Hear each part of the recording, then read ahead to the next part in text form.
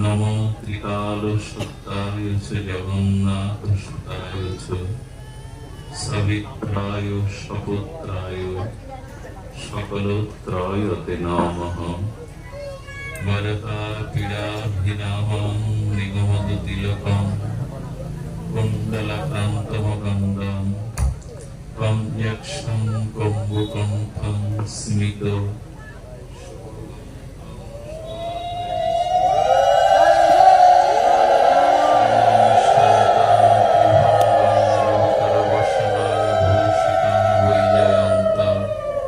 বন্দে বৃন্দাবনস্থাং যুবতী শতবৃতাং ব্রহ্মগোপালবেশাং তপ্তকাঞ্চন গৌরাঙ্গী রাধে বৃন্দাবনেশ্বরী বৃষভানুসুতং দেবী স্তং নমামি হরিপ্রিয়ে।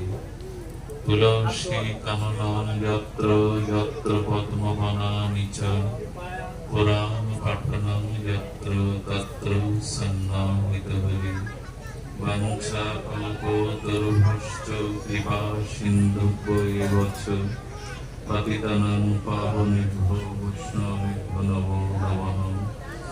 মুখং করোতি বাচালাং পঙ্গুং লঙ্ঘায়তে গিরিং যৎকৃপাতমহং বন্দে পরমানন্দমাধবং। নারায়ণং নমস্কৃত্য নরং চৈব নরোত্তমং দেবীং সরস্বতীং ব্যাসং ততো জয়মুদীরয়েৎ। ওম নমো ভগবতে বাসুদেবায়। জয় রূপ সনাতন ভট্ট রঘুনাথ শ্রীজীব গোপাল ভট্ট দাস রঘুনাথ। এই ছয় গোস্বামীর পরিচরণ বন্দনা যা হইতে বিঘ্ন নাশ ইষ্ট পুরাণ। দুর্গমে প্রতিমেন্দস্য স্খলদ পাদ গতির্মোহ সকৃপা যষ্টিদানেন সন্ত সন্ত বনাম্বলং। শ্রী গুরু প্রেমানন্দ।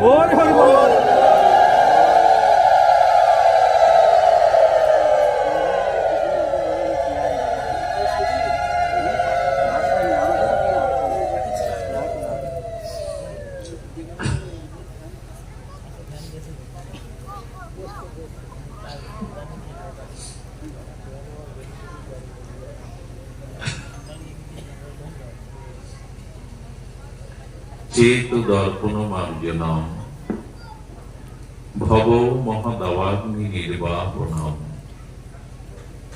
শ্রেয় কৌরব চন্দ্রিকা বিতরণাং বিদ্যা বৌধ জীবনম। আনন্দমম্বোধিবর্ধনাং পদিপদং পূর্ণ অমৃত আস্মাদনাং। সর্বত্র স্নানপণং পরম বিজয়তে শ্রীকৃষ্ণ সংকীর্তন। কলিযুগ পাবন অবতার পরম প্রেমময় প্রেম পরতত্ত্ব সীমা রাস বিলাসের চরম পরিণতি প্রেম বিভক্ত বিলাস শ্রীমূর্তি। শ্রী শ্রী কারুণ্য ঘন প্রেম ঘন শ্রী বিগ্রহ শ্রী সতীনন্দন গৌর হরি পরম পাবন পতিত উদ্ধারণ দয়াল নিধায় চাঁদের মহানুকম্পায় ব্রজ নবযুবদন্দ রাধা মাধবের অহৈতুকী করুণায় বঙ্গ বসুন্ধরার রামনাথ পুরস্থ ভুবন পাবন বিশ্বমঙ্গল কলিযুগে যুগধর্ম জীবধর্ম শ্রী শ্রী হরিনাম সংকীর্তন যজ্ঞে আজ মাঙ্গলিক শুভ দিবস পর্ব। এই শ্রী পর্বে শ্রীমদ্ ভগবতীয় ভক্তি যজ্ঞে সুধা কথা যজ্ঞে শুভারম্ভে প্রারম্ভে অস্মাদীয় পরম আরাধ্য জীবন সর্বস্ব জীবন ধন রাতুল আতুল বন্দনীয় পাবন পদার বিন্দে শিল গুরু মহারাজের চরণার বিন্দে পরার্ধ কোটি দণ্ডবত প্রণতি। আজকের অনুষ্ঠানে এই মহানাম যজ্ঞের যিনি সেবাধ্যক্ষ আচার্য শ্রীপাদ তিনি ব্রহ্ম হরিদাস ঠাকুরের জন্মভিটা আশ্রমে পূজ্যপাত আচার্য প্রবর শ্রী সদানন্দ দাস বাবাজি মহারাজের চরণ কমলে দণ্ডবত প্রণতি জ্ঞাপন পূর্বক সন্ধ্যা থেকে সমাগত ভগবানের নাম রূপ লীলা শ্রবণে ব্রতী আর শুদ্ধ ভক্তজন, সুদীজন, মহতজন, ধর্মশীলা, শ্রদ্ধাশীলা, কল্যাণীয় মাতৃগণ, সকল ভক্ত চরণে দিন অতি দিনে সশ্রদ্ধ দণ্ডবত প্রণতি। আজ আমরা শিক্ষাষ্টকের একটি শ্লোক আস্বাদনে ব্রতী হব। চেত দর্পণ মার্জন ভব মহদাবাগ্নি নির্বাপনাম। মহাপ্রভুর শিক্ষাষ্টকের এই প্রথম শ্লোকে প্রভু যে শব্দ জগৎকে দান করেছেন তার অপরোক্ষ প্রেম অনুভূতির দ্বারা, সেটি হলো কোনো কিছু মার্জন করতে হয় কেন, কোন বস্তু তাকে মার্জিত বা মার্জন করতে হয় কেন, না সেই বস্তু যদি মলিন হয়, ধুলা দূষিত হয়, যদি সেই বস্তুতে আর আবর্জনা এসে ভর করে, তখন সেই বস্তুকে মার্জন করাই নিয়ম। সেটা বসন হোক, বাসন হোক, আর আমাদের হৃদয় হোক। শুধু বসনে দেখুন, আমার কাপড়টাকে আমি যতই চেষ্টা করি এটাকে শুদ্ধ, এটাকে পরিচ্ছন্ন, এটাকে পরিষ্কার রাখবার, আপনি যতই চেষ্টা করুন এই বাতাবরণে ঘুরতে ঘুরতে ধুলিমলিন হবেই। ইচ্ছা না হলেও আপনার বস্ত্র ধুলিমলিন হবে, হয় কিনা? তেমনি মানুষ না চাইলে এই যে সংসার, এই যে প্রপঞ্চময় জগৎ, এই সংসার, এই জগতে, এই বিষয় বৈভবের মধ্যে যারা আছে, অজান্তেই কোথাও না কোথাও আমাদের চিত্তে মলিনতা জন্মে যায়, আবর্জনা জন্মে যায়।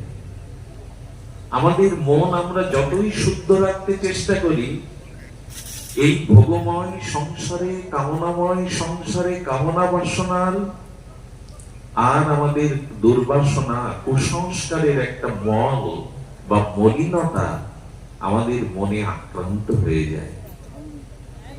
এই জন্য এই জগতে কামনা বাসনা ভোগের দ্বারা আমাদের মন আজ বড্ড কলুষিত, আমাদের মনে ময়লা জমেছে। আর এই জন্য মহাপ্রভু বললেন, এই মনের ময়লাটা, মনের দুর্বাসনা, মনের যে কামনা বাসনা, এই কুসংস্কারকে প্রথমেই মার্জন করতে বললেন। অর্থাৎ প্রথমেই প্রভু ধ্যান দিয়েছেন দেহ পরিষ্কারের জন্য না, ঘর বাড়ি পরিচ্ছন্নের জন্য না। তোমার মন যদি পরিষ্কার না হয়, তুমি জগতের স্বর্গে গিয়েও সেখানটাও মলিন করে ফেলবে, সেখানটাও তুমি আবর্জনাময় করে তুলবে। মনটাকে পরিষ্কার করো। এখানেই প্রভু প্রথমেই হাত দিয়েছেন, মনের ময়লা দূর হতে হবে, মনটাকে পরিচ্ছন্ন করতে হবে। কারণ মনেই উদ্ধার, মনেই পতন।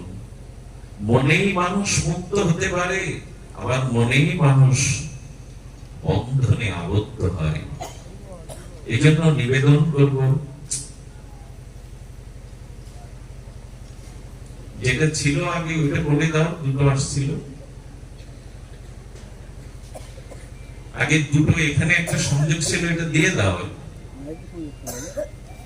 সব হয়, কথা বলার এই শব্দ যন্ত্রটাই মাঝে মাঝে যন্ত্রণা করে ফেলে। জয় রাধে। হ্যাঁ, এইভাবে টাকা দিও না।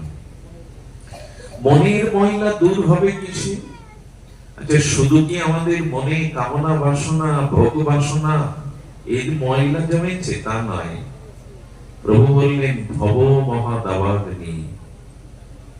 আজকে আমাদের ঘরগুলো জ্বলছে, আমাদের সংসারটাকে সুখের করার চেষ্টা আমরা করে নিলাম সারা জীবন, কিন্তু সংসারে দাবাগ্নির মতো চলছে।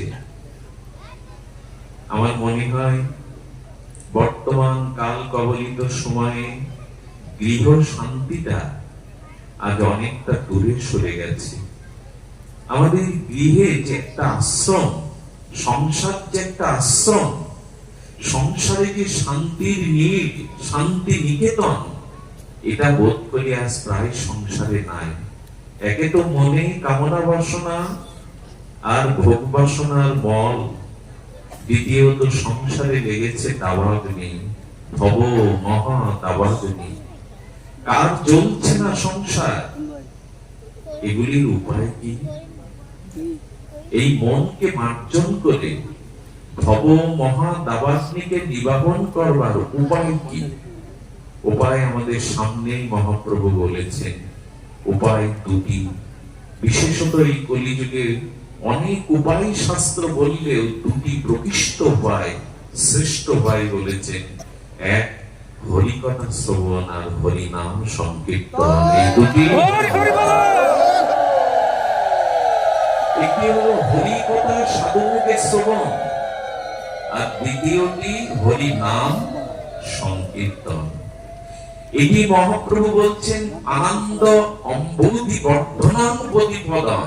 তুমি আনন্দ চাও, তুমি প্রেম চাও, তুমি নিজের কল্যাণ চাই, সেটা যেমন চন্দ্রের চন্দ্রিমা দ্বারা বনস্পতি আর এই পৃথিবীতে সুধাকর থেকে সুধা করিত হয়, স্নিগ্ধ জ্যোৎস্নায় সুধা ঝরে, তেমনি এই ভব মহা দাবাগ্নি, সংসারের যে অগ্নি জ্বলছে অশান্তি, আর হৃদয়ে যে কামনা বাসনার ময়লা জমেছে, এই দুটি থেকে নিষ্কৃতির একটাই উপায়, পরম বিজয়তে শ্রীকৃষ্ণ সংকীর্তন।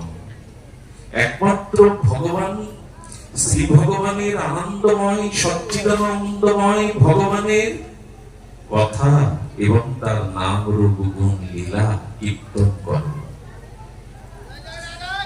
তাপত্রয় বিনাশায়, যদি ত্রিতাপকে বিনাশ করতে চাও তবে শ্রীকৃষ্ণ বয়ম নমঃ, ভগবানের চরণে শরণাগতি হও। আচ্ছা, লঙ্কায় যেমন আগুন লাগিয়েছিল হনুমানজি, পুরো লঙ্কা পুড়ে গেছিল, সোনার লঙ্কা, ওর মধ্যে একটা ঘরে আগুন লাগেনি। পুরো লঙ্কা যখন দগ্ধীভূত হচ্ছে হনুমানজির অনালে, একটা ঘর লঙ্কার মধ্যে পড়েনি। কার সে ঘর? বিভীষণ। এটা হতে পারে? পুরো একটা গ্রামে আগুন লাগলো, একটা রাজ্যে আগুন লাগলো, একটা ঘর বেঁচে যাবে? আমাদের বোঝালে আমরা বুঝবো? বলেন হ্যাঁ, বুঝিয়েছেন বাল্মীকি, বুঝিয়েছেন তুলসীদাস গোস্বামী। কারণ বিভীষণের ঘরে ছিল ভগবানের নাম, তুলসী বৃন্দাজি, আর ছিল ভগবত ভজন। হনুমান দেখলো আমি সব পড়াতে পারি, কিন্তু যেখানে ভগবানের নাম আছে, ভক্তি আছে, তুলসী আছে, সেখানে আমি আগুন দিতে আমার সক্ষম নয়। এর দ্বারা প্রমাণ হয়, যার হৃদয়ে ভগবান ভক্তি আছে, যার বদনে ভগবানের নাম আছে, যার কর্ণে অমৃত ভাগবত লীলাসদা প্রবেশ করে, তার ঘরে আগুন লাগবে না, তার ঘর বেঁচে যাবে, তার ঘর বেঁচে যাবে। আর আমাদের ঘর পড়ছে কেন? ভক্তি নাই, ভজন নাই, প্রেম নাই সেখানে। আচ্ছা, বর্তমান এই শিক্ষা বা বিদ্যা প্রযুক্তির উন্নতির যুগে কেউ যদি বলে পুরো লঙ্কা পোড়ালো যে হনুমান, তার গায়ের লোম পড়েনি, সে পুড়ে যায়নি, এর ব্যাখ্যা কি? হনুমানজি পুরো লঙ্কাকে দাহ করলো, অথচ হনুমানের গা পড়েনি। এ প্রশ্ন যদি এখনের নবপ্রজন্মের বিদ্বানগণ, শিক্ষিতগণ, তার্কিকগণ আমাদের কাছে প্রশ্ন তোলেন, হনুমানের গা পড়েনি কেন? মা সীতা এই প্রশ্ন হনুমানের কাছে করেছিল, বাবা তুমি যে পুরো লঙ্কা দাহ করলে, তোমার গায়ে আগুন লাগেনি কেন? বললেন, মা তবে দেখতে চাও? তবে দেখো, আমার লেজ পিছনে আর আমার বুকে দেখো কে বসে আছে। দেখছে রাম সীতা হনুমানের বুকে। যার বুকে রাম সীতা আছে, ভক্তি দেবী আছে, তার নাম ধরে কি করে? সে করবে না। যার হৃদয়ে ভক্তি আছে, ভগবান আছে, সাক্ষাৎ জগৎলক্ষ্মী সীতা আছে, তাকে কে পোড়াবে? প্রহ্লাদকে আগুনে পোড়ানো গেল? প্রহ্লাদকে কি আগুনে পোড়ানো গেল? পোড়েনি। আমার বলবার ইচ্ছা হলো, বাইরের আগুন তো পোড়ায়, অশান্তির আগুন আমাদের বেশি পোড়ায়। সেই অশান্তির আগুন থেকে যদি ঘর বাঁচাতে চান, হনুমানের মতো নিজেকে বাঁচাতে চান, হৃদয়ে ভগবানকেই ধারণ করতে হবে, ভগবানের নামকেই ধারণ করতে হবে। এছাড়া দ্বিতীয় কোনো উপায় নাই। উপায় নাই কেন জানেন? আপনি বাড়ি গাড়ি করেছেন, বিষয় সম্পত্তি করেছেন, সেটা এখন যদি প্রশ্ন করা হয় এগুলি করে কি শান্তি পেয়েছেন? শান্তি এক জিনিস, আর বাড়ি গাড়ি সম্পত্তি মান মর্যাদা আর এক জিনিস। আমার যদি মনে হয় এই কথা বলতে, পৃথিবীর কোন রাজধানীতে কোন বাজারে আপনি দুয়ানা সুখ কিনতে পারবেন না কোটি টাকা দিয়েও। পারবেন কি? পৃথিবীতে শুনেছেন কোন বাজারে সুখ বিক্রি হয়? সব বিক্রি হয় জগতে। পকেটে টাকা নিয়ে, ডলার নিয়ে আপনি সুখ কিনতে কোথাও পাবেন না। এই সুখটা, এই পরম আনন্দটা একমাত্র আনন্দময় ভগবানের ভজন করলেই আসে। একমাত্র ভগবান থেকে আসে, দ্বিতীয় উচ্চ থেকে আসে না। এই জন্য মহাপ্রভু কি বলছেন শুনুন, আনন্দ অম্বুধি বর্ধমান প্রতিপদাম। মহাপ্রভুর মুখ নিঃসৃত এই মহাবাণী, হরি নামে, হরি কথার প্রতি পদে, প্রতি অক্ষরে আনন্দ সিন্ধু আছে, আনন্দ অম্বুধি, অম্বুধি মানে সাগর, আনন্দের সাগর আছে প্রতিটি হরি কথার মধ্যে, হরি লীলার মধ্যে, হরি নামের মধ্যে আনন্দের সাগর আছে। কিন্তু উপলব্ধি নাই মাঝে সুদিবে। হরি নাম করছি বটে, হরি কথা বলছি বটে, শ্রবণ করছি বটে। আচ্ছা একটা কথা বলি, কেন হচ্ছে না তবে আমাদের? হৃদয়ের জ্বালা, সংসার দাবানল, মনের ময়লা কেন পরিষ্কার হচ্ছে না? হরিনাম তো করছি, হরি কথা তো শ্রবণ করছি, কেন হচ্ছে না? এই প্রশ্ন যদি সামনে এসে দাঁড়ায়, তবে উত্তর একটাই, সেটি হলো আপনি যদি চাল টাকা নিয়ে, নকল টাকা নিয়ে বাজারে কিছু কিনতে যান, পাবেন কি? সে একজনকে ফাঁকি দিতে পারে, দুই চারজনকে বাজারে ফাঁকি দিতে পারবেন? আপনার পকেটে কোটি কোটি নকল ডলার আছে, কোটি কোটি নকল টাকা আছে, কিছু কিনতে পারবেন না, বরঞ্চ আপনি লাঞ্ছিত হবেন, বরঞ্চ আপনি বঞ্চিত হবেন, আপনাকে আইনের কাঠগড়ায় উঠতে হতে পারে। আমি বলছি কি, ভজন সাধন নকল করে, লোক দেখানো, কপটতা করে করলেও এই বাজারে কিছু পাওয়া যাবে না। আসল টাকা নিয়ে বাজারে যান, নকল টাকায় কে কিছু কিনে আনতে পারবে? এখন প্রত্যেকেই সচেতন। ব্যাংকে তো কি রাখে, লেন্স রাখে, কি একটা কাজ দেখলেই বোঝা যাবে এটা নকল নোট কিনা। এমনি যারা ব্যবসা করে তারা হাত দিলেই টাকা বুঝে নেয় যেটা নকল কাগজ কিনা। নকল টাকা নিয়ে বাজারে যাবেন না, আসল টাকা চাই।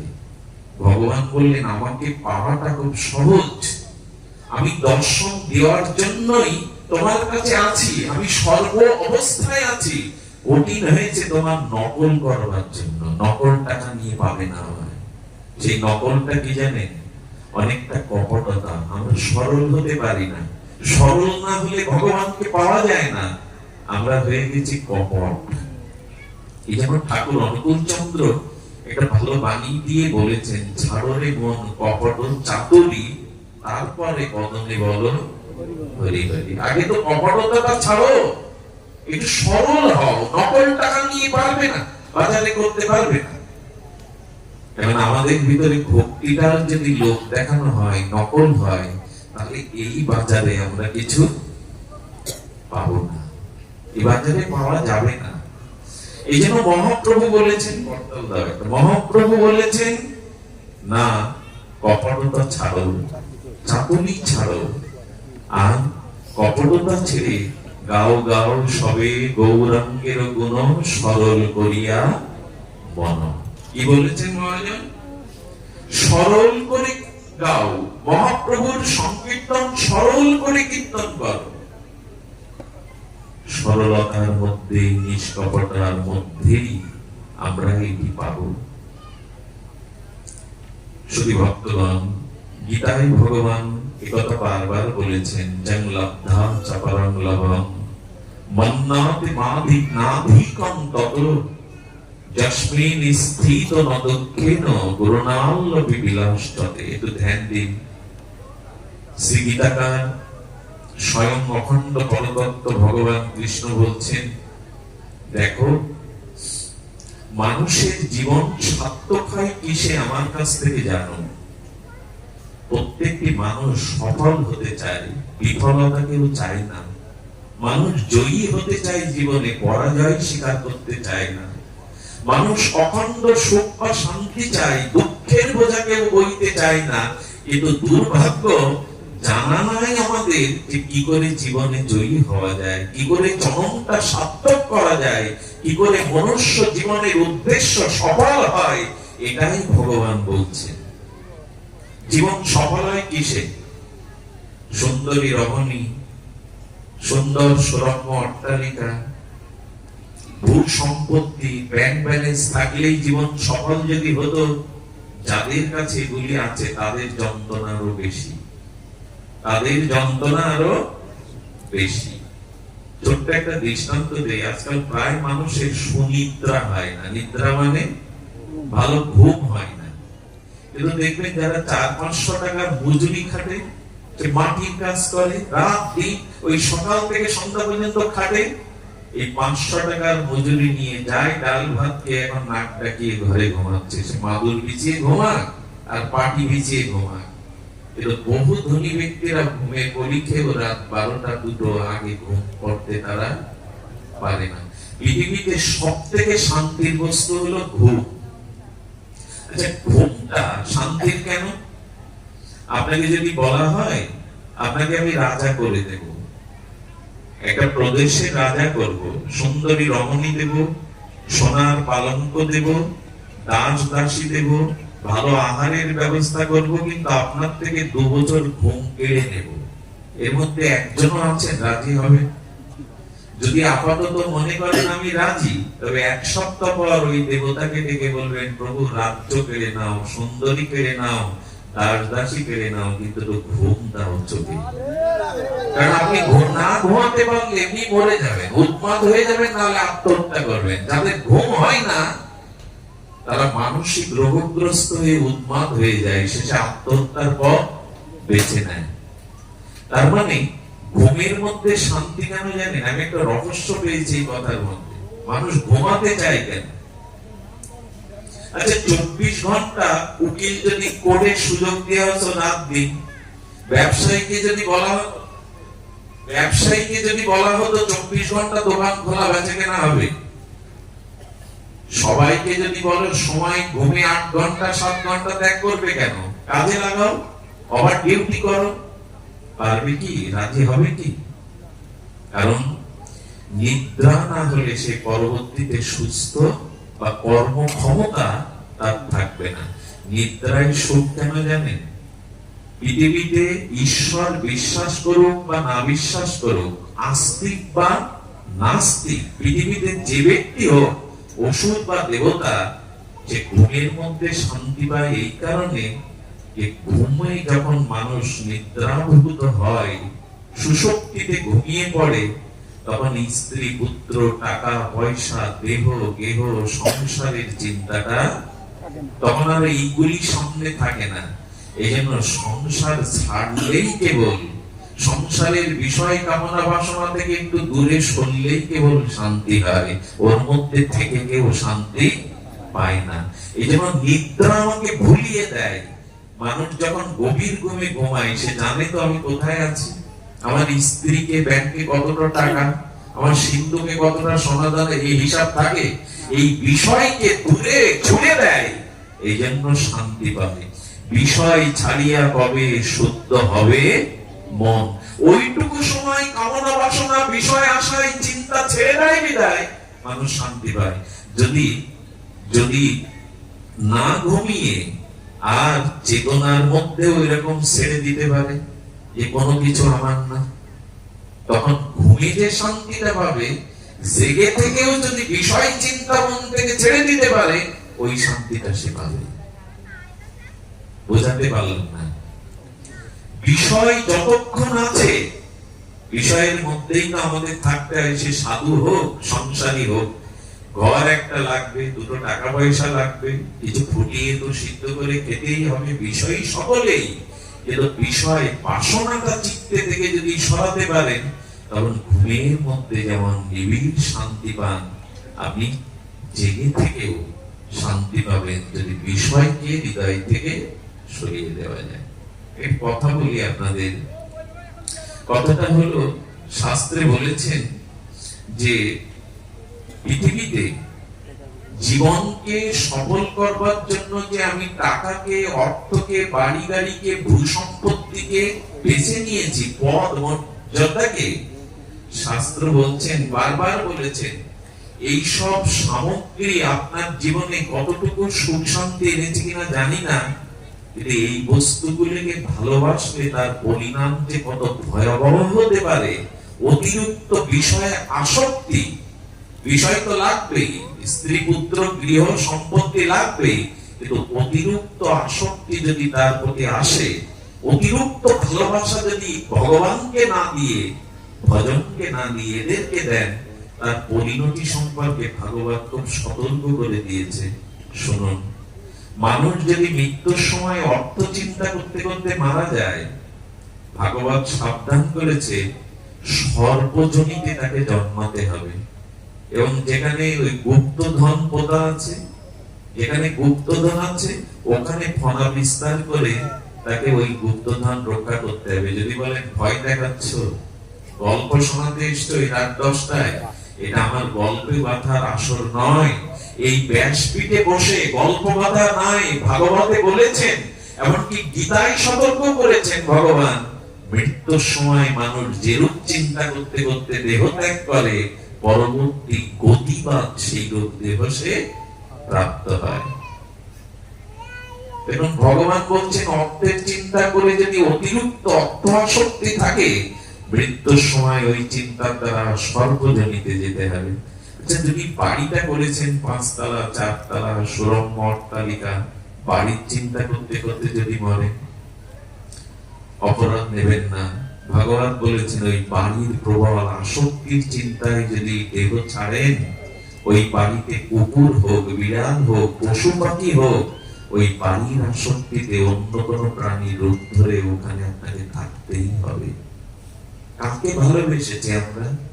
যার ভালোবাসার পরিণাম এই।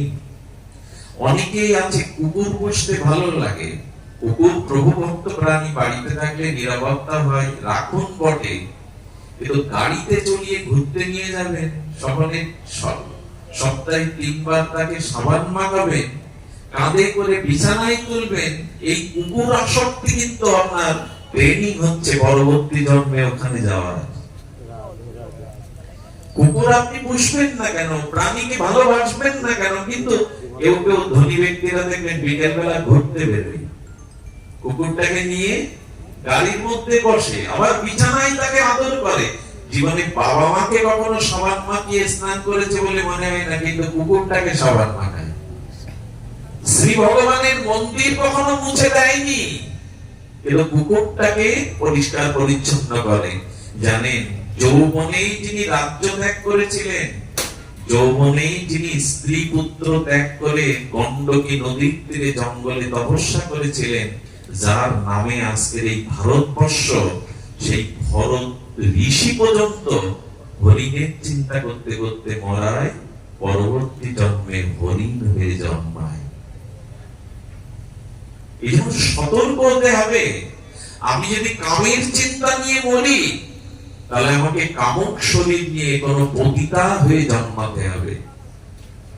এই জন্য দয়া করে শাস্ত্র বলেছেন যে যাদেরকে ভালোবেসেছো, যাদের প্রতি এত আসক্তি। আচ্ছা, একটা প্রশ্ন আমি যদি আপনাদের কাছে করি, একাঙ্গী ভালোবাসা, আমি একটু আগে প্রসঙ্গটা বলছিলাম, একাঙ্গী ভালোবাসা কাকে বলে জানেন?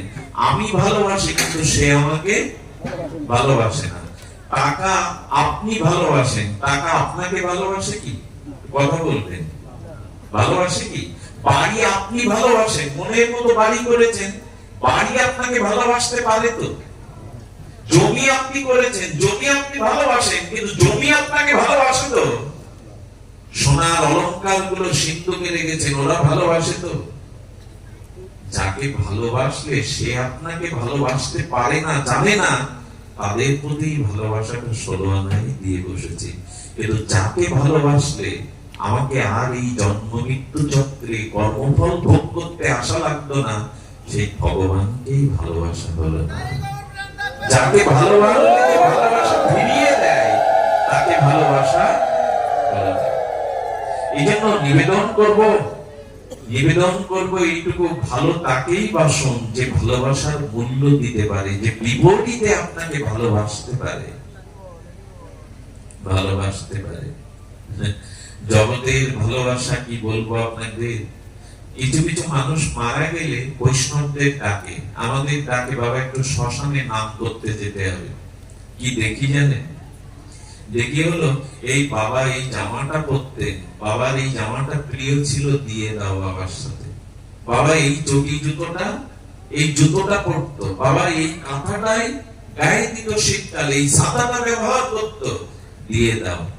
এগুলি সব দেওয়ার জন্য ব্যস্ত হয়ে যায়। আচ্ছা, যে হাতে সোনার আংটিটা বাবা ভালোবেসে পড়েছিল, ওটা দেয় তো? ওটা দেয় কি? আপনার হাতে যে বালা আছে, খুব শখের বালা, কানের দুল, ওগুলো দেবে তো? ওই কান্নাকাটির মধ্যে আছাড় খেয়ে পড়বে, কিন্তু ভুলে যাবে না ওগুলো খুলে ঘরে তুলতে।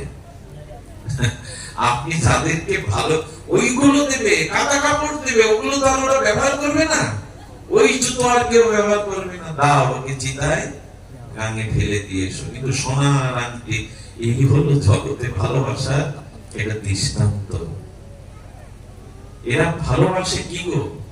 এখন যদি আমি মারা যাই না, আমাকে আমার আসবাবপত্র গুলো দেবে, যে টিভি, ফ্রিজ, ভালো খাট, এগুলি দেবে তো? ওইগুলো দেবে না, ওইগুলো দেবে না।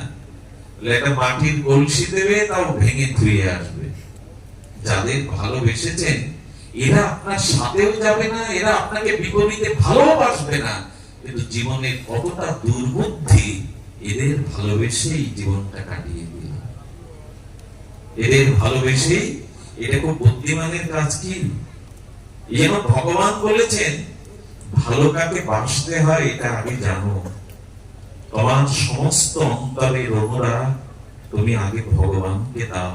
যেমন এখানে যে প্রসাদটা হবে, এই প্রসাদটা, ভোগটাকে ভগবানের নিবেদন হবে, তারপরে আমরা পাবো। এমনি জীবনের ভালোবাসাটা ভগবানকে দাও, যদি দিতে পারো তবে তোমার জীবন সার্থক হবে। দেখুন ভগবানকে ভালোবাসার মহিমা দেখুন। যে একটু ভগবানকে ভালোবেসেছে না, তার পরিণতিটা শুনুন। মাধবেন্দ্র পুরীর কথা মনে আছে আপনাদের? ইনি মহাপ্রভুর যে শ্রী গুরুদেব ঈশ্বর পরিপাত, ইনার গুরুদেব মাধবেন্দ্র পরিপাত। ইনি ভক্তি বৃক্ষ বলা হয়। তখন বৃন্দাবনে গেছেন। বৃন্দাবন তখন ঘন অরণ্য, জঙ্গল, হিংস্র সাপাত সংকুল, বাঘ আছে, জীবজন্তু আছে। উনি গিরিরাজের তটে, যেটা এখন গোবিন্দ কুণ্ড বলে খ্যাত, ওই গিরিরাজের তটে বসে থাকতেন। আর তার নিয়ম ছিল কি জানেন? উনি কোনদিন কারোর কাছে চেয়ে কিছু পেতেন না। যদি উপযাজক হয়ে কেউ এসে বলে বাবা এই দুধটা নাও, ব্রজবাসীরা যদি বলে বাবা এই রুটিটা পাও, তখন নিতেন। আচ্ছা, তখন বৃন্দাবন অরণ্য, 2-4 হাতে গোনা মহাত্মা বৃন্দাবনে। 3 দিন 4 দিন বাবাকে কেউ দিত না, পাওয়ানো হতো না। একে বলে অযাচক বৃত্তি। কি বৃত্তি?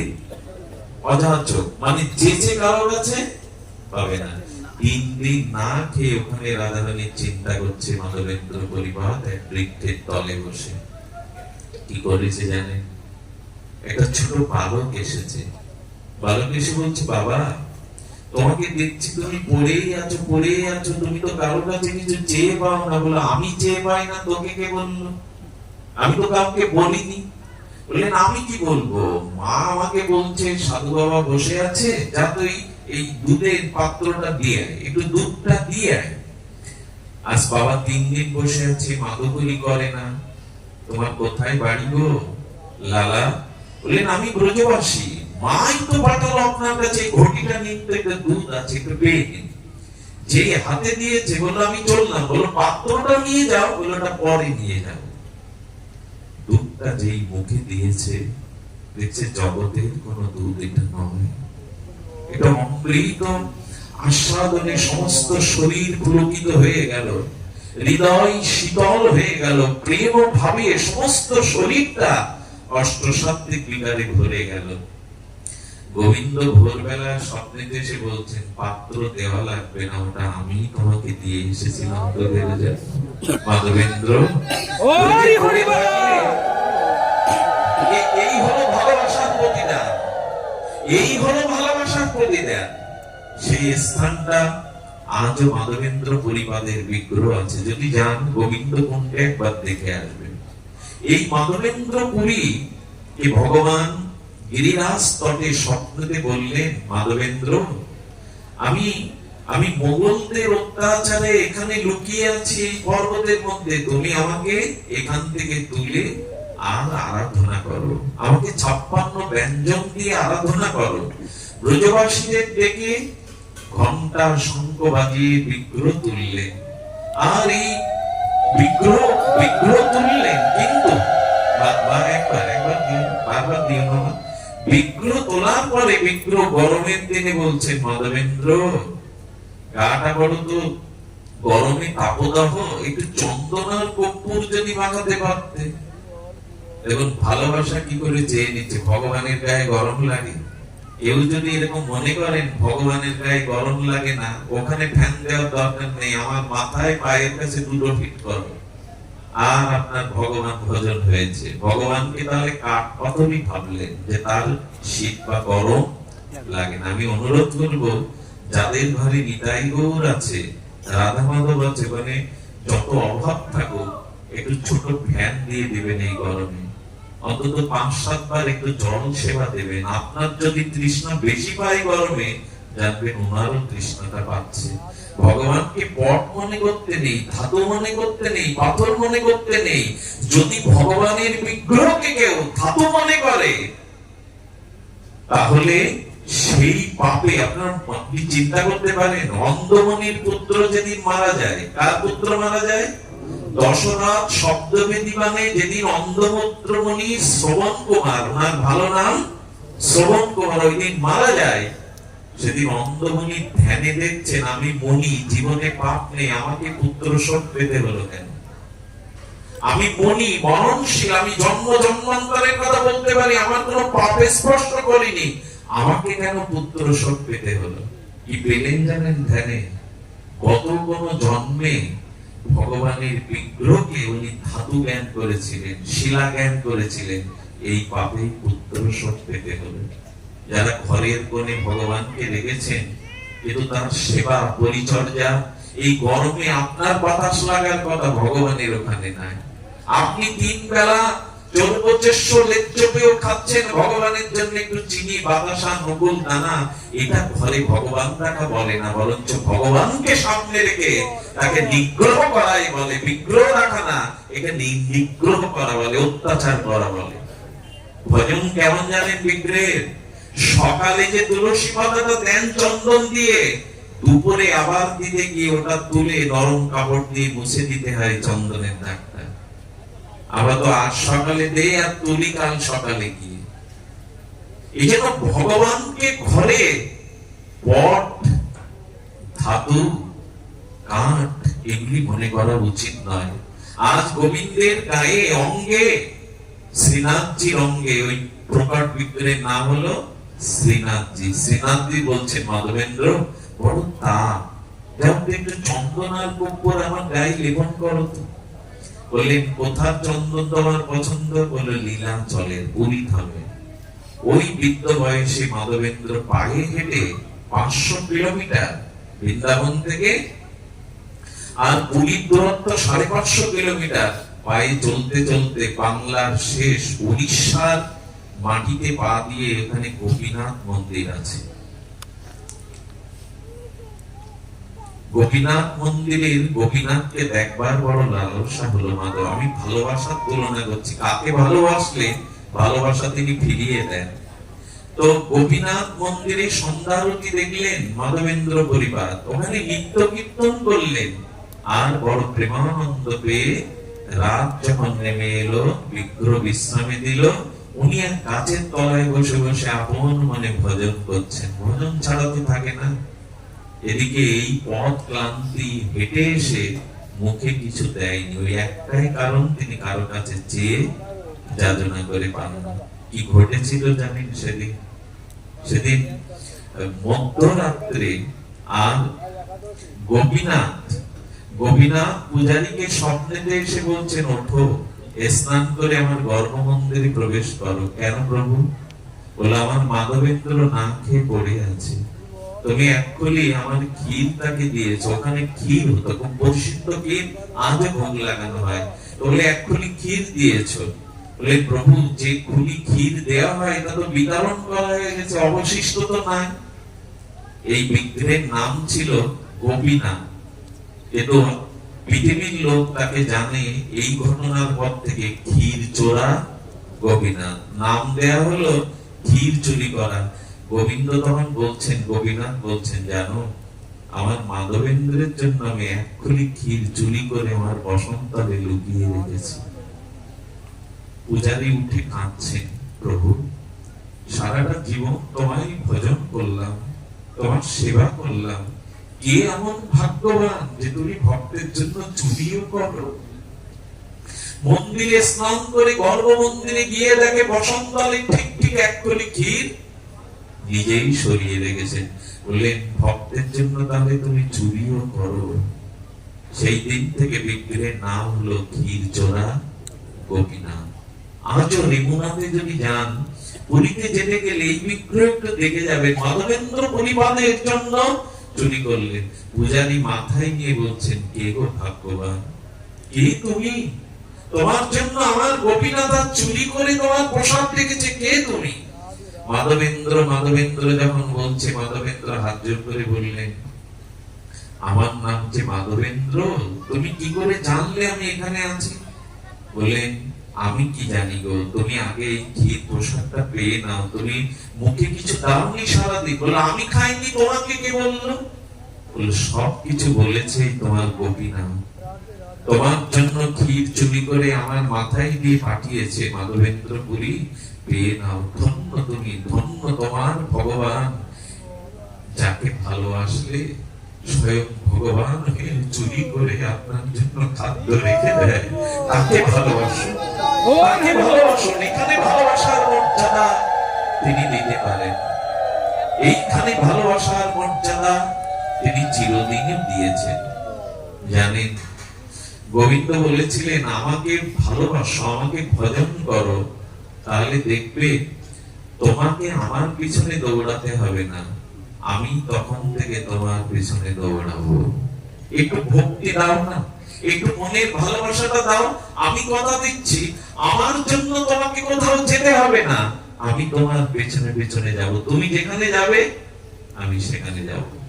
বলেছেন গোবিন্দ, উদ্ধবকে বলেছিলেন, উদ্ধব, আমি ভক্তের পেছনে চলি, যাকে আমি স্বীকার করি যে আমার প্রিয় ভক্ত, আমি তার সামনে চলি না, সে যেখানে যায় আমি তার পিছু যাই। পিছু কেন যাও? ভগবান শ্রেষ্ঠ জন তো সামনে যায়, তুমি ভক্তের পেছনে যাও কেন?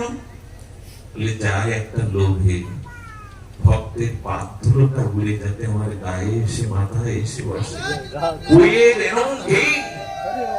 উনি হচ্ছেন ভক্তের পাথরই যাতে আমার মাথায়, আমার গায়ে। আচ্ছা, কথাটা শুনতে খারাপ লাগে না? আপনার পাদ ধুলো গোবিন্দের গায়ে গিয়ে পড়বে, বিশ্বেশ্বর অনাদিরাদি সচ্চিদানন্দ, এটা আপনি মেনে নিতে পারবেন? বলে, আমার স্বভাব হলো এই, ভক্তের ধুলি চাইলে সে আমাকে দেবে। আপনাদের কাছে চাইলে দেবেন? গোবিন্দ যদি বলে ধুলি দেন, এই জন্য গোবিন্দ ভক্তের পিছু চলেন, ধুলিটা এসে তার গায়ে যাতে আসে।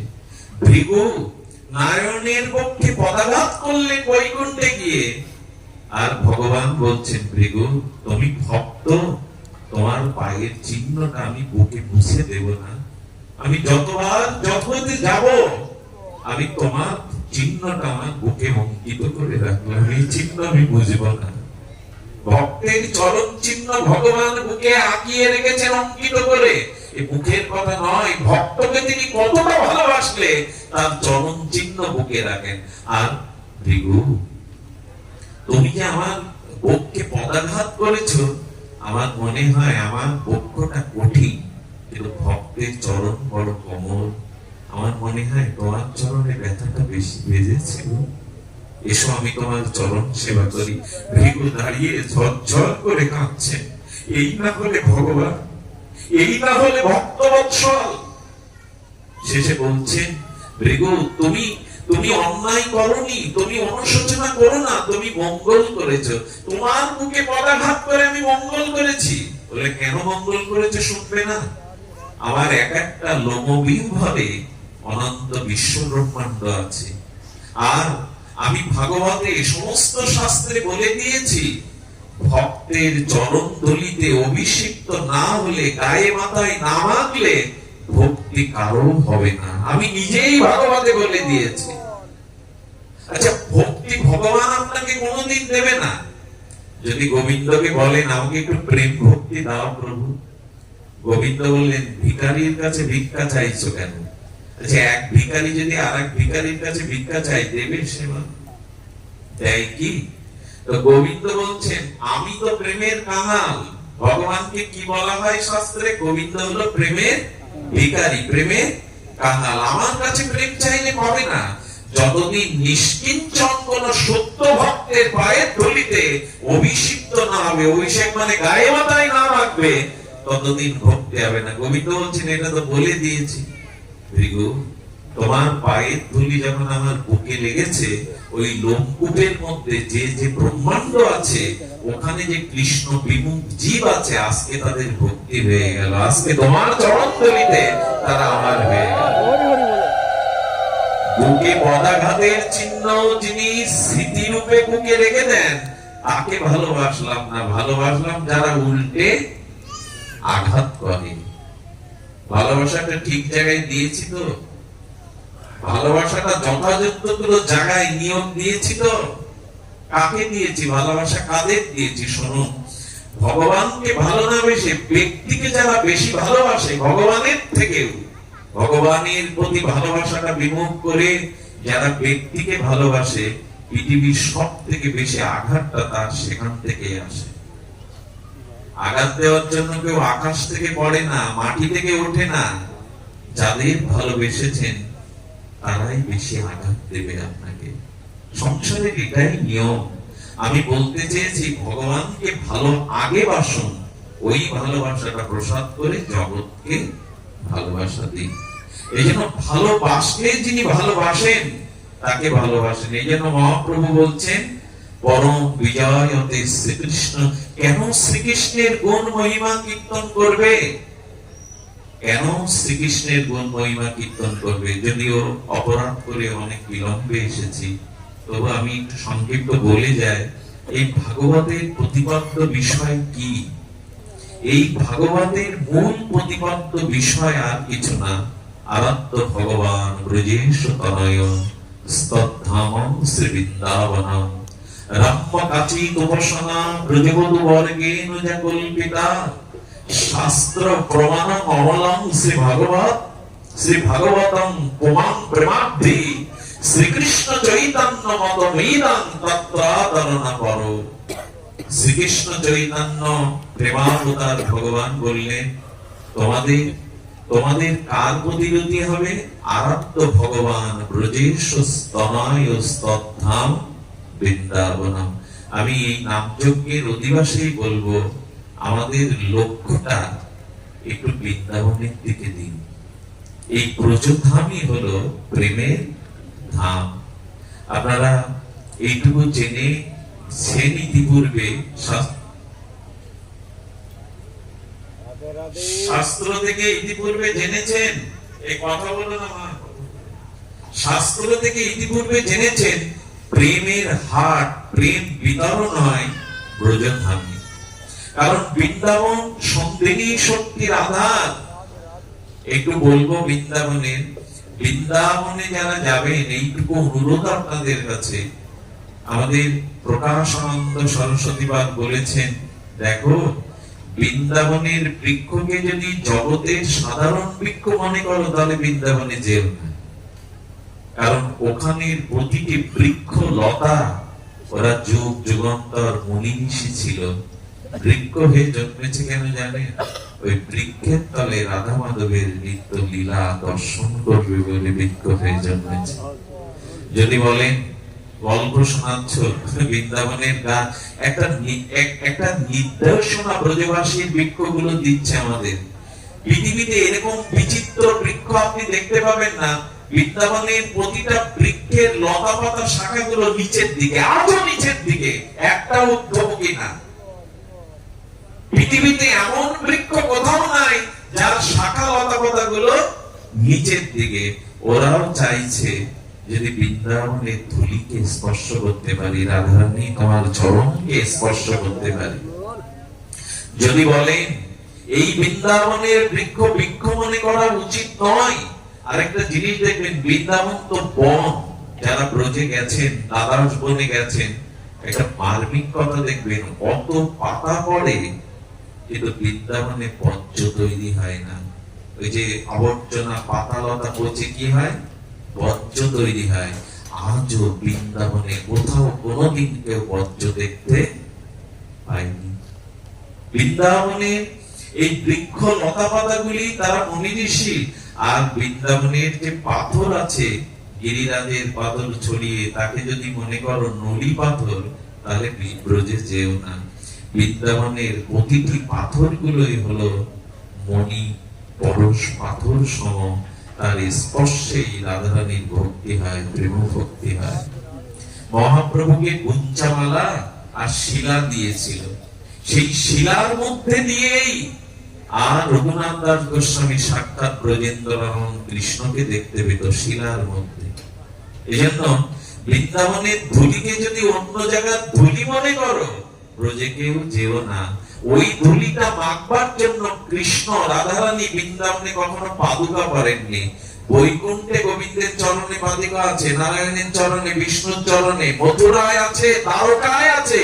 বৃন্দাবনের ঠাকুর কখনো পায় পাদুকা দেয়নি। ওই ধুলি পাওয়ার জন্য ব্রহ্মাও তপস্যা করছে।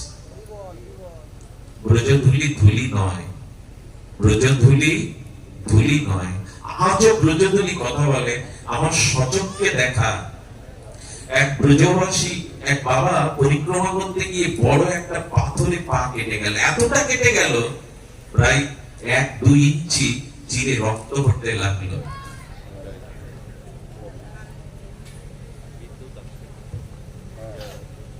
কালেকশনটা দিয়ে দাও বাবা। যখনই পা কেটে গেল, পাশ থেকে এক ব্রজবাসী বলছেন, কি গো ঔষধ পাচ্ছ না তো, ধরে বসে আছো কেন, একটু ব্রজধুলিটা ওখানে মাখিয়ে দাও। কি বলবো, যেই দিল পুরো রক্তই বন্ধ হয়ে গেল। এগুলো কাল্পনিক কথা নয়, মানুষকে প্রভাবিত করার কথা নয়। আজও ব্রজধুলির মধ্যে ওটা চিন্তামণি ধুলি। এই জন্য প্রবোধানন্দ সরস্বতীবাদ বলছেন, বৃন্দাবন ব্রহ্মার সৃষ্ট, আমাদের জগতের মতো নয়। ওখানে বাতাস গুলো যদি গায়ে লাগান, ব্রজের বাতাস গুলো যদি নাসিকায় নেন, ওই বাতাসটা কি বাতাস জানেন? ওই বাতাসটা হলো রাধা রমন, বাকি বিহারী, মুরারি মোহনের চরণের স্পর্শ লেগে ওই বাতাসটা নাকে আসছে। বাতাসটার ঘ্রাণ নিলেই ভেতরে শুদ্ধতা যাবে। এজন্য মহাপ্রভু বললেন, আমাদের ধাম অর্থাৎ শ্রীধাম নবদ্বীপ এবং শ্রীধাম বৃন্দাবনকে একটু আশ্রয় করে ভজন করতে হবে, এদেরকে একটু ভালোবাসতে হবে। আজ ব্রজভূমি সাধারণ নয়, আজ ভগবানের সুন্দরী সত্যি রাধা এবং ব্রজের ঠাকুরের যে মহিমা। বললেন, কেউ যদি ব্রজে যান, একটা অনুরোধ করব, যদি বলেন থাকবো কোথায়, আগের থেকে আমরা হোটেল ভাড়া করি, বাসগৃহ ভাড়া করি। আমি একটা নিবেদন করব, বৃন্দাবনে 1 রাত্রির জন্য হলেও কোন বৃক্ষতলে একটা দিন কাটাবেন। রূপ সনাতন গোস্বামীরা 1 রাত্রি 1 বৃক্ষের তলায় থাকতো। কেন জানেন? যখন ভগবানকে পেত না, তখন তারা বৃক্ষের কাছে অনুরোধ করত, তোমাদের ছায়াতেই তো রাধা মাধব লীলা করেছে, বলে দাও না, বলে দাও না, তোমরা তো মুনি ঋষি, বলে দাও না কোথায় লীলা চলছে ভগবানের। কেউ যদি প্রাণ ব্যাকুল করে বৃক্ষের কাছে আজও জিজ্ঞাসা করে, বৃক্ষ বলে দেয় তার লীলাস্থলী কোথায়। এই জন্য ব্রজের বৃক্ষ বৃক্ষ নয়। আমার সৌভাগ্য হয়েছিল পেশায়ের ঝাড়িতে যাওয়া, এক অদ্ভুত জঙ্গল, 200 বছরের কাঠ পড়ে আছে, কেউ সই না জানে। 200 বছরের কাঠ পড়ে আছে, ওটা চুলেই তাকে সর্বদংশন করবে, কেউ কাঠটা স্পষ্ট করে না, যাতে এটা মুনি ঋষির দেহ পড়ে রয়েছে সেখানে। আমাদের কি বলবো, এই জন্য বৃন্দাবনে গেলে একদিন একটু দেহ সুখ ত্যাগ করে বৃক্ষের তলে পড়ে থাকবেন।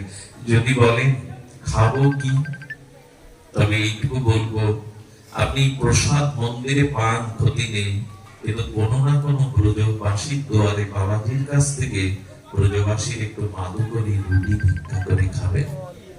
ওই রুটির মধ্যে ওই মাধুকরীর মধ্যে প্রেম ভক্তি মাখানো আছে আজও ব্রজবাসীদের। বলে যদি খুব জল পিপাসা লাগে, কিনে তো এখন জল, বোতলজাত জল সব জায়গায় পাবেন, কিন্তু এক রস একটু যমুনার জল পান করে নিয়ে। এগুলি বৃন্দাবনে যাওয়ার উপায়, কৃপা পাওয়ার উপায়। আমরা তো বাসা ভাড়া করে উঠি, কেনা জল, হোটেলে ভাজা ভুজি খেয়ে বেড়াই, এটা ব্রজ নয়। ব্রজে যেতে গেলে এই জিনিসগুলিকে মান্যতা দিতে হবে।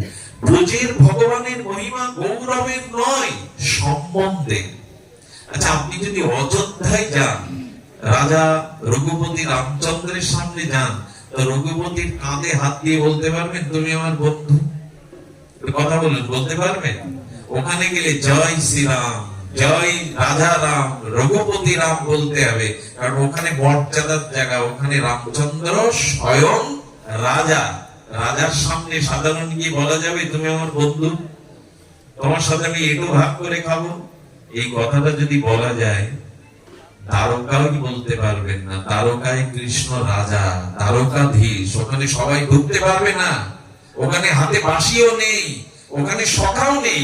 একমাত্র ব্রজেন্দ্র নন্দন বৃন্দাবনে গেলে ওখানে ভগবানকে ভগবান বললে আপনার দিকে তাকাবে না, ওখানে সম্বন্ধ নিয়ে বলতে হবে, তুমি আমার সখা, তুমি আমার সন্তান, তুমি আমার বন্ধু। আর যদি আরো উঁচুতে গিয়ে অনুভবের রাজ্যে যান, তবে প্রিয়া যেমন প্রিয়কে ভালোবাসে, তেমন সখী রূপে, কবি রূপে গোবিন্দকে পতি রূপেও ভালোবাসতে পারেন। এই পথটা, এই ভজনটা একমাত্র ব্রজেই আছে, এটা তারকায় নাই, মথুরায় নাই, এটা আমাদের অযোধ্যাতেও নাই। ওখানে রাজা, ওখানে মর্যাদা। আর বৃন্দাবন হলো সম্বন্ধের জায়গা, কারো সখা, কারো পুত্র, কারো প্রিয়। এই ভজন একমাত্র ব্রজে আছে। এই জন্য মহাপ্রভু বলেছেন, কাশীতে বহুবার গেছো, প্রয়াগে এলাহাবাদে বহুবার গেছো, আর তুমি গয়াতেও গেছো, যাও, এগুলো মহাতীর্থ, কিন্তু আরেকটু এগিয়ে বৃন্দাবনে যাও, কারণ তীর্থে গেলে পুণ্য হবে, কাশীতে বললে মুক্তি পাবে, আরেকটু এগিয়ে যদি বৃন্দাবনে যেতে পারো তবে প্রেম পাবে। মুক্তি না, মুক্তির মুহূর্তে প্রেম পেয়ে যাবে। প্রেম শ্রীরাম বৃন্দাবনের দিকে তাকাও। কেন বলছি জানেন? ওখানে প্রেম। তবে একটু ক্ষুদ্র করে বলি, আপনারা বিহারীজিকে দেখেন না, বাকি বিহারীর নাম শুনেছেন না? এই বিহারীজি নিজেই প্রকাশ হয়েছিলেন। বিহারীজির মহিমা শুনুন। বিহারীজি আজও কি লীলা করে শুনুন। বিহারীজি তার পূজারীকে বলছেন, সেবককে বলছেন, আমি একটু জিলিপি খেতে যাই। বৃন্দাবনের বিহারী জিলিপিও খেতে চায়। ওইখানে তার যে প্রেমটা, সেই প্রেমটা কত নিবিড় দেখুন। এখন জিলিপির কথা পূজারী ভুলে গেছে। সন্ধ্যাবেলায় আরতির পরে কি করেছে জানেন? বিহারীজি নিজেই বালকের রূপ ধরে আর জিলিপি ভাজার দোকানে গিয়ে বলছে, আমাকে জিলিপি দাও না। বেশি দিন আগের কথা না। পূজারী ওর দিকে তাকিয়ে দেখছে কি মিষ্টি করে কথা বলছে, ওর দিকে তাকালেই নয়ন ফেরানো যাচ্ছে না। কতটা চাই তো দাও না, আমার জিলিপি খাবার খুব ইচ্ছা হয়েছে, স্বাদ হয়েছে। জিলিপি দিতে পারি তো পয়সা দিতে হবে। পয়সা কাকে বলে আমি তো জানি না, আমার কাছে পয়সা নেই। তাহলে ফিরি তোমাকে কি করে দেব? হাত থেকে যে সোনার বালা ছিল বিহারীজি, ওইটা খুলে বলছে এটা নিয়ে কিছু জিলিপি দাও। বৃন্দাবনে আমাদের শ্যামসুন্দর বিহারী জিলিপি কিনেও খাই বালা হয়েছে। এটা আর কোথাও এভাবে পাওয়া যাবে না। আজও সেই বাকে বিহারী পূজিত হচ্ছে সারা বিশ্বব্যাপী। এই বিহারীজির জয়গান। জিলিপি খেয়ে মন্দিরে প্রবেশ করলো। রাত্রের আরতিতে পূজারী বাবা দেখছেন বিহারীজির হাতে সে সোনার বালা নাই। উনি সেবকদের ডেকে বলছেন, বালাটা কি ছড়িয়ে গেছে, পেয়েছো? আরতির পরে সব ভক্তদের বলছেন, আচ্ছা আমি মালা দিতে গিয়ে মালার সাথে ফুলের সাথে তোমাদের বালাটা কি কারোর কাছে গেছে? বিহারীজির বালা তোমরা নিয়ে কি করবে? সেই ময়রাও সেখানে উপস্থিত ছিল আরতি দেখতে। দেখুন তো এই বালাটা কিনা। পূজারী হাতে নিয়ে বলছেন, বারে এ তো বিহারীজির হাতের বালা, তোমার হাতে গেল কি করে? আজ সন্ধ্যায় একটা বাচ্চা ছেলে আমার কাছে জিলিপি খেতে গিয়েছিল, পয়সা না থাকায় ওই বালাটাই আমাকে দিয়ে জিলিপি আনে। সঙ্গে সঙ্গে বিহারীজিকে তাকিয়ে বলছেন, আমার মনে নাই তোমাকে জিলিপি খাওয়ার কথা, তুমি চলে গেছো দোকানে। ব্রজের ভগবান বলবো কি, ব্রজের প্রাণনাথ ব্রজেন্দ্র নন্দন বিহারীজির এমনই মহিমা। তিনি জিলিপি খেতেও যান। আরো কি বলবো আপনাদের, এই বাকি বিহারী মন্দিরে যারা যান দেখবেন 5 মিনিট অন্তর পর্দা দিয়ে দেয়, মানে দেখতে দেবে না। সবসময় দেখতে পাবেন পর্দা খুললো তো আবার বন্ধ করে দেয়। কারণ কি জানেন? ভগবানকে দেখতে দেবে না তোমরা, পর্দা দাও কেন? এর কারণ হলো বহুদিন আগে এক মাতাজি গিয়েছিলেন বিহারীজিকে দেখতে। সেই বিহারীজিকে দেখতে দেখতে নয়নের মধ্যে বিহারীজিকে প্রেমের সহিত নয়নের মধ্যে নিয়ে নিয়েছে। যেই নয়ন ভরে অশ্রু সজল নয়নে প্রেমের দৃষ্টিতে দেখছে, ও দেখছে বিহারীজি সিংহাসন থেকে নেমে বারান্দায় চলে এসছে। ও মনে করেছে বিহারীজি বারান্দায় এসছে, আসুন আমি চলে যাই, নয়নের মধ্যে তাকে নিয়ে যায়। সেই নয়নের মধ্যে নিয়ে সেই মাতাজি যখন চলছে, ওই প্রেমে এত আবলুপ্ত হয়ে গেছে, ওই প্রেমে এতটা আবেশ এসে গেছে, বিহারীজি ওই মায়ের পিছনে পিছনে চলে যাচ্ছে। পূজারী দেখছে সিংহাসনে, আর বিহারীজি কোথায় গেল ছুটতে ছুটতে। সবাই কি দেখবে? পূজারী গিয়ে দেখছেন ওই মায়ের পেছনে পেছনে বিহারীজি চলেছে।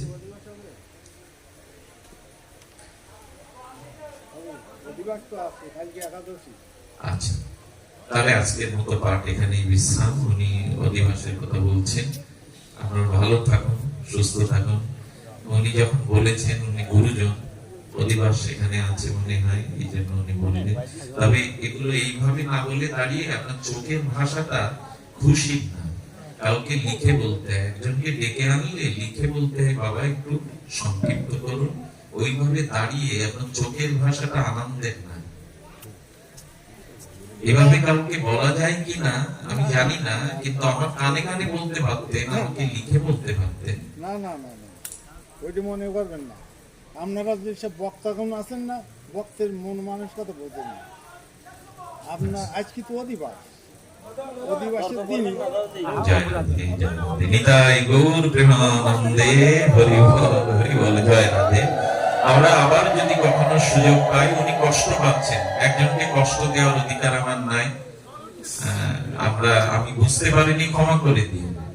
আমরা বুঝি না বক্তারা, ক্ষমা করে দিয়ে। আপনার মঙ্গল হোক। জয় শ্রী গুরু প্রেমানন্দে হরি বল, জয় রাধে।